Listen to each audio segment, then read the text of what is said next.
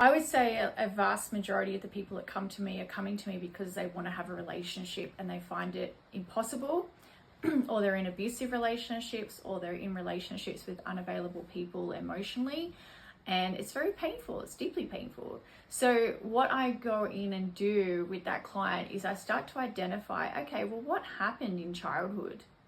Because usually when I start working with them, it's very obvious, you know, a lot of the stories are dad was away a lot, dad was there, but he wasn't emotionally present. Mum was really stressed. My mother had high expectations of me. And so they just, you know, as we start to unpack childhood, it starts to become really apparent as to why they're having trouble in relationships. And the thing I love about compassion inquiry is that whole modality is aimed at the why. So once people start to understand why they are having issues in relationships, we can then start to work on that. And as we start to identify the belief systems, we can start to work with those belief systems with internal family systems and with EMDR. So it's a holistic approach. I really take a holistic approach when it comes to relationships and healing what's stopping people from being able to have that relationship.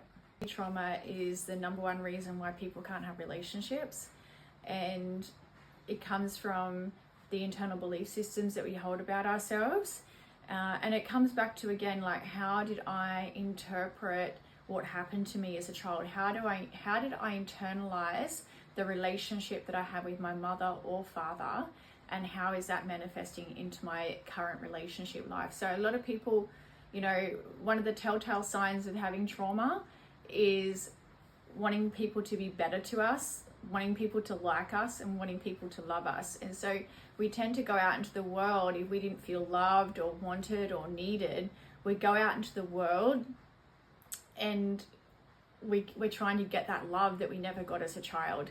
So we really have to come into the body again and heal that wounded inner child within. So again, it all comes back to inner child work as well. But we have to give the love to that inner child that we never got, or that we wanted and we didn't quite get it the way that we wanted, and we have to love ourselves. So as we heal ourselves and we start to heal the belief systems that we hold around love and relationships and connection, then we can start to have better quality relationships. But our belief systems are always going to be mirrored back to us, how we feel about ourselves deep down. And a lot of the times it's so unconscious to us, but you know, we're trying to get love, but we have to give ourselves that love first. Because the other thing is, if we go into relationships wanting to be loved and expecting it a certain way and having these high expectations that someone can't meet, that's really stressful in a relationship as well. So again, coming in, doing the work, loving you, healing that inner child will all create better quality relationships.